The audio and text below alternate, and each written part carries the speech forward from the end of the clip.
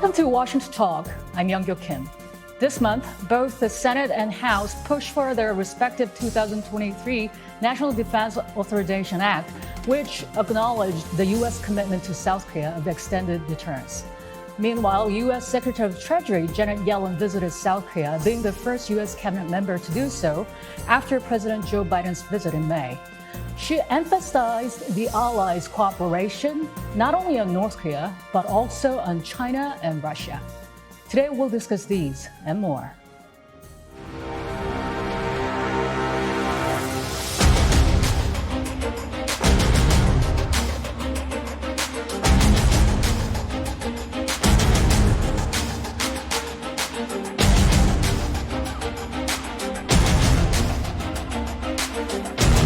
We face threats from China, Russia, Iran, North Korea, transnational terrorist threats.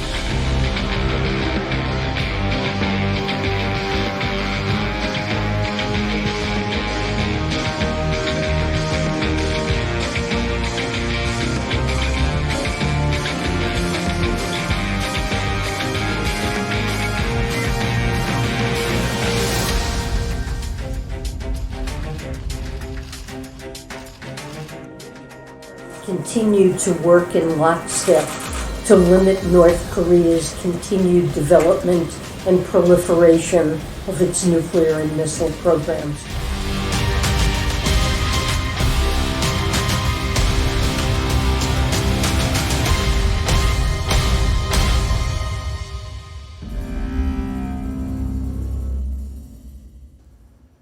In the studio with me is Vann Van Diepen. Mr. Van Diepen served as Principal Deputy Assistant Secretary of State for International Security and Non-Proliferation from 2009 to 2016, including over 2 years as Acting Assistant Secretary.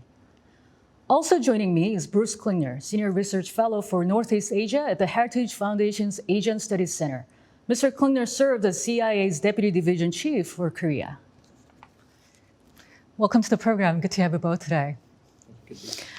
First of all, the latest National Defense Authorization Act, which was put forward both at the House and Senate, directs Department of Defense to detail the ways to how to implement U.S. commitment of extended deterrence to South Korea.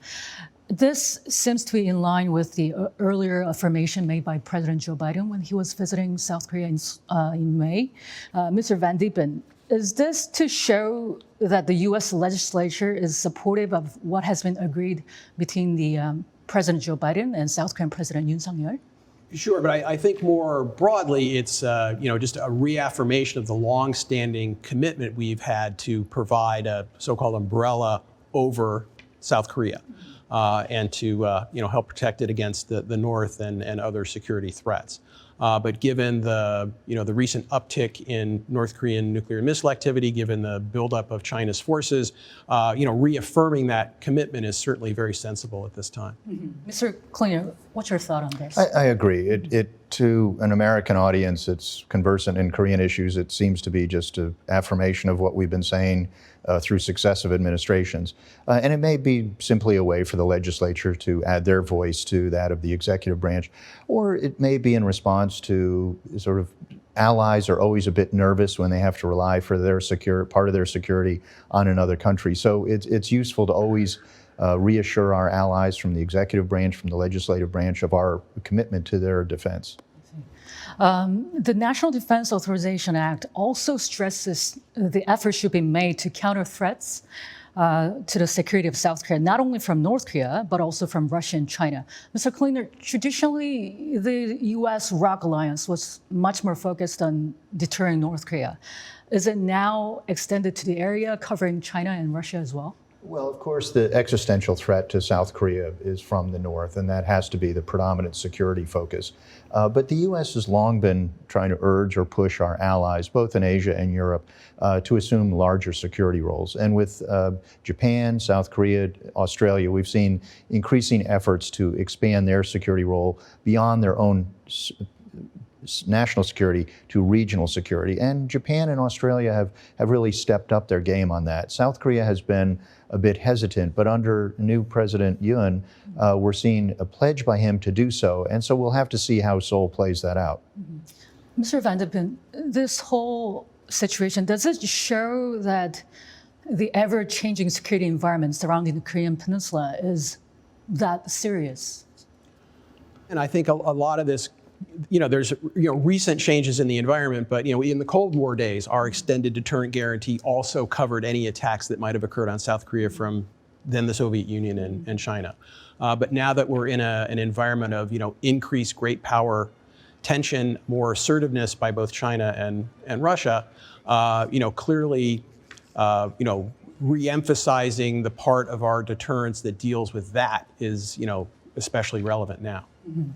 And since April, there were signs that North Korea could be preparing for its 7th nuclear test. And the US government has been warning about this for some time now. And we don't know exactly for sure what North Korea is thinking, but Mr. Van Diepen, what kind of a state are we at right now? Because North Korea seems to be a little bit quiet these days. What do you think? Well, as usual, we don't really know the North Korean perspective on all of this. We don't know what their intentions are for nuclear testing, when they would test, what they would test, what political and other purposes they might be pursuing when they conduct such a test, if they do.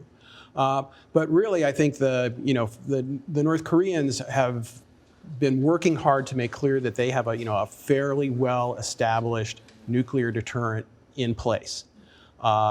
And making clear that they believe that deterrent is credible and helps protect them from what they claim are external threats from the U.S. and elsewhere. Mr. Klinger, because North Korea is now quiet, we shouldn't assume that this will go away, should we? No, and with both South Korea and the U.S. government saying a nuclear test could be imminent, and they've been saying that since April, we're just having a waiting game right now. It's a little confusing because when they say they've completed all preparations for a nuclear test, that would mean they put a nuclear device in the tunnel, they've packed it with the rubble they excavated, and you don't want to leave a device in there for a long time. It's sort of like fueling a liquid fueled missile. You don't want to leave it there for a while. But then subsequent reporting showed that they hadn't packed the tunnel. So it's a little unclear. But rather than focusing on when will they do it or the ever ongoing game of why did they do it and why did they do it now, when they do it, that's the important fact. It is yet another violation of UN resolutions, a very serious violation. It will raise tension in the regions, and we will have to take steps to signal our resolve as both deterrence and reassurance of our allies. So it doesn't matter whether they did it in April or May or June, as earlier predicted, or some new anniversary or just some other day of the week. It's when they do it that things will get very tense, I think. Mm-hmm. Many North Korea watchers say that the Biden administration is caught up with China and Russia situation right now. So it is seen as they don't have enough room to deal with North Korea. Is that true? Any president has a long, long list of foreign and domestic issues on his to-do list, and he can't handle 1,000 of them a day. But in the government, in the intelligence community, the military, the State Department, people are focused full-time on North Korea. And when North Korea does something bad or good, if they were to say they're coming back to negotiations, that would quickly push it to the top of President Biden's agenda for the day. In the meantime, when it is relatively quiet, then he has other issues, foreign and domestic, to focus on. But the U.S. can walk and chew gum at the same time. Mr. Van Diepen, what would you say about where North Korea stands in the U.S. government's agenda? Obviously, it's a significant part of that agenda. First and foremost in the foreign policy world, I'm sure that we're looking most seriously at Russia and China because those are sort of peer competitor threats to the United States itself. But we fully recognize the significance of North Korea, relative to our close ally, South Korea, Japan, its impact on regional stability in a critical region. And of course, we've got U.S. forces and all sorts of U.S. interests in South Korea and Japan. So North Korea, occupies a prominent place on the agenda. But remember too, day to day, what we really need to do vis-a-vis North Korea is to continue to deter North Korea. And that happens every day with what our military does, with the messaging that we send out, with what our diplomacy does, in our relationships with our allies, in our work with our allies to strengthen their military capabilities. So that goes on day after day after day, regardless of what the president may do or say on any given day. Yeah, you just talked about day-to-day deterrence. And recently, the United States and South Korea Air Forces conducted joint air drills featuring F-35A stealth fighters for the first time. And the South Korean Air Force said the two countries held the exercise to boost collaboration between the stealth fighters. Mr. Van Diepen, how would you interpret this kind of a show of force from the US and South Korean side? It's obviously targeted at North Korea's possible nuclear test. I don't know what the exact motivations were necessarily, but in my view, I would interpret it, and if I were a North Korean, I think I would interpret it as just a continuing effort by the alliance to demonstrate its resolve, its capabilities, its continued cooperation in the improvement of its conventional capabilities. So making clear to North Korea that it would not profit from engaging in any kind of aggression against the South. Mm-hmm. Mr. Kluner, South Korea's President Yoon Suk-yeol, he just called for an airtight and effective missile defense system to respond to North Korea's threats. This kind of exercises, training between the air forces of the two countries, does it help increase South Korea's capability to counter North Korea's nuclear weapons as well? Well, deterring North Korea's threat, it requires many different components in the military. So we have missile defense, we have conventional forces. Those are to deal with incoming missiles as well as any conventional forces. So the agreement by the US and South Korea recently to resume military exercises back to pre-2018 levels is to offset the degradation we've had since 2018 when President Trump unilaterally said that he wanted to cancel these exercises, to the great surprise of the Department of Defense, U.S. Forces Korea, and our South Korean ally. They weren't in return for any diplomatic or military reciprocal gesture from North Korea. It was just a unilateral gesture. So it didn't get us anything in return, and it did eventually degrade our capabilities. So these military exercises and those that will come in August as well as subsequent ones are to bring us back to 2018 levels of readiness. Missile defenses are necessary because North Korea in the last several years has unveiled 12 or more new short and medium range systems that are more capable than their predecessors. Some may even be able to evade missile defenses that we currently have. Mm-hmm. As Mr. Kluner said, the U.S. and South Korea are to revive large-scale field maneuver exercises. And the South Korea Defense Ministry said the allies will be doing a joint military exercise next month called Ulchi Freedom Shield. The new exercise seems to be equivalent to the Ulchi Freedom Guardian, scrapped about 5 years ago. And Mr. Van Diepen, how do you see this meaning of the resumption of this kind of large-scale exercise? It shows that, we are serious about the business of improving the alliance's conventional capabilities to improve our ability to deter North Korea. And it also shows, I may differ a little bit with Bruce on this. I don't know if there was an explicit bargain, but in the time frame where we had suspended these large-scale exercises, the North Koreans had not tested ICBMs and had not engaged in explosive nuclear tests. Mm-hmm. And certainly, having 5 years without ICBM testing, and we'll see how long without nuclear testing, provided concrete benefits to the security of the United States in terms of degrading the reliability of that North Korean nuclear threat. But obviously, the North Koreans have resumed ICBM testing, and so at a minimum for that reason, it's certainly in line for us to resume large-scale exercises. And of course, there are good conventional forces reasons for us to do that as well, as Bruce has indicated. Mm-hmm. To follow up on that, the U.S. maintains it is open to diplomacy with North Korea. Do you think this kind of a large exercise will affect diplomacy towards North Korea? No. I mean, the North Koreans have made it clear that they've got no near-term interest in diplomacy with us. And given their clear desire to want to retain substantial nuclear and missile capabilities, it's not clear that there's a fruitful diplomatic outcome that's possible in any case. But I think that by making clear that the U.S. is prepared to sort of meet anytime, anywhere, we've done what we can on our side of that, but it takes two to tango, and the North Koreans clearly are not interested right now. Mr. Klinger. Well, during the last several years, we've canceled, constrained, reduced military exercises. In the first year alone after President Trump's decision, we canceled 14 allied combined exercises.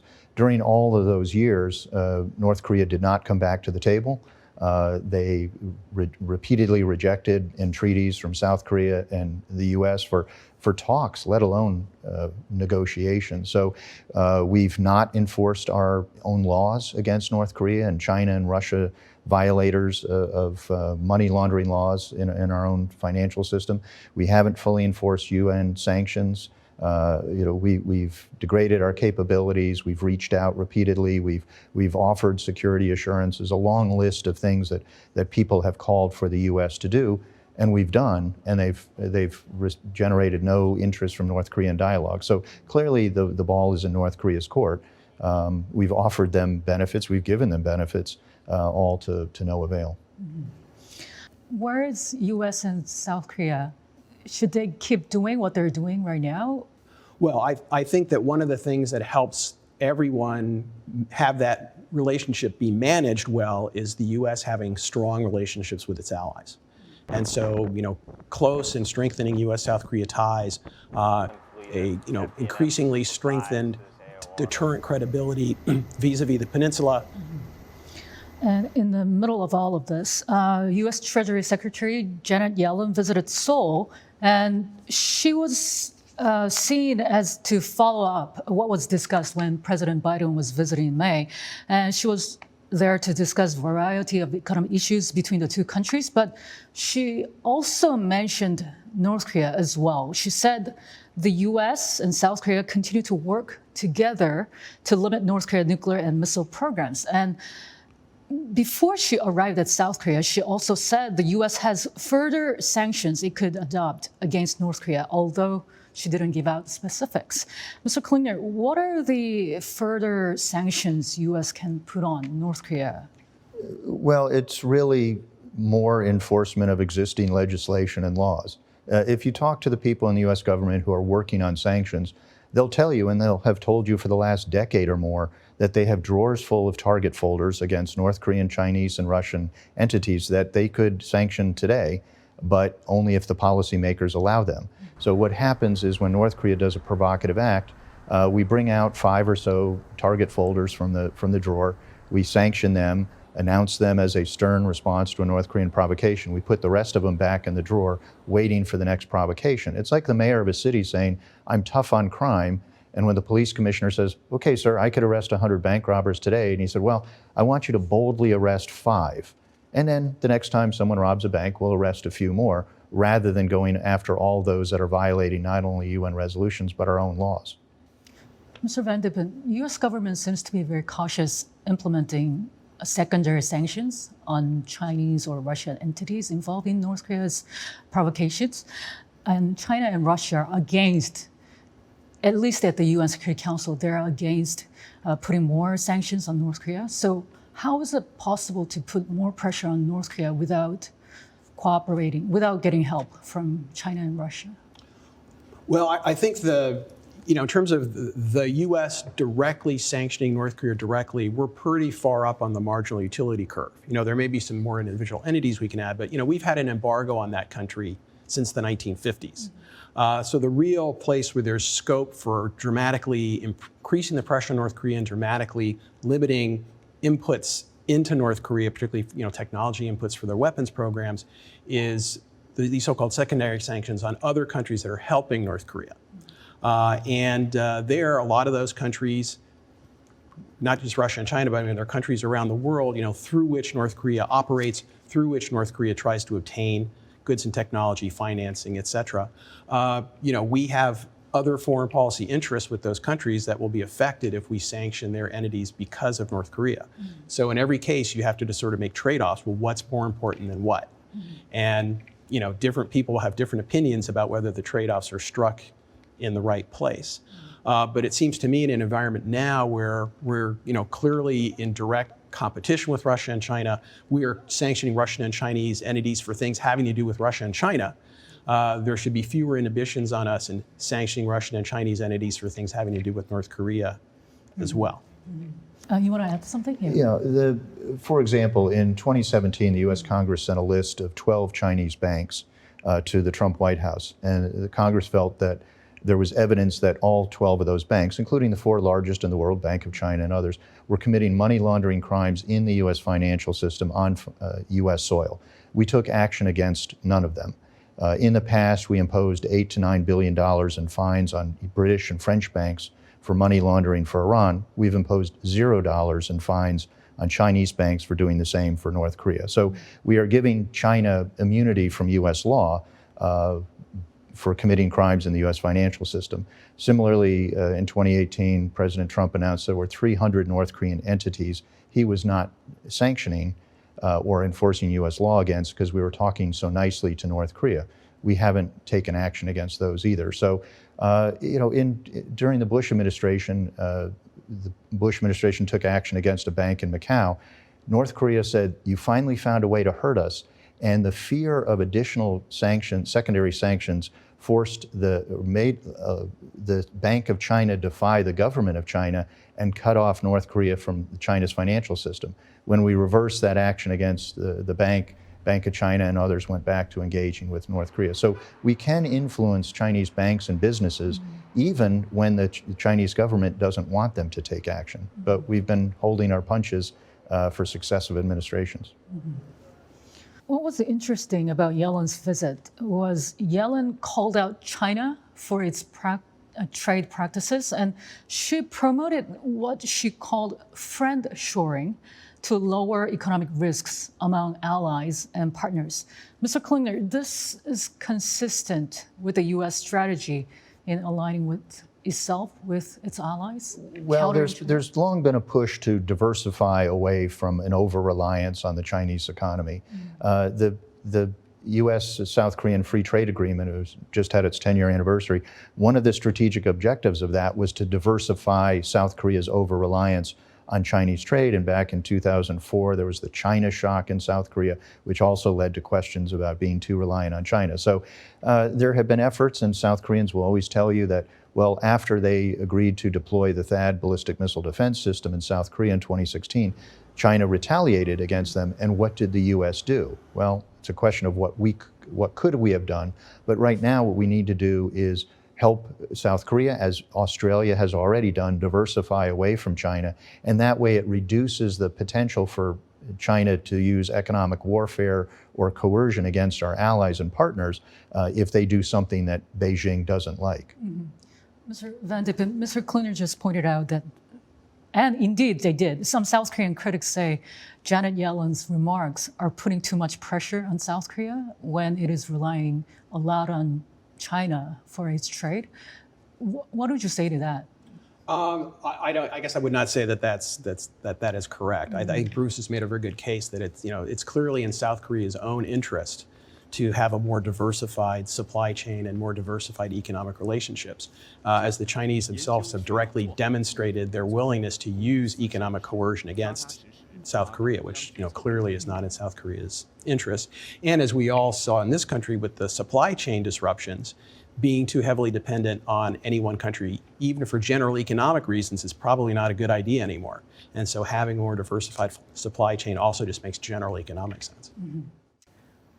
Meanwhile, in South Korea, the Justice Ministry said it concluded back in 2019 there was no legal ground to South Korea to send the 2 North Korean fishermen back to North Korea, which meant the previous Moon administration still went ahead with it. And many people question whether the whole truth surrounding the case has been revealed. Mr. Van Diepen and Mr. Klingner, thank you so much for your time today. Well, thank you for having us. Great to be here.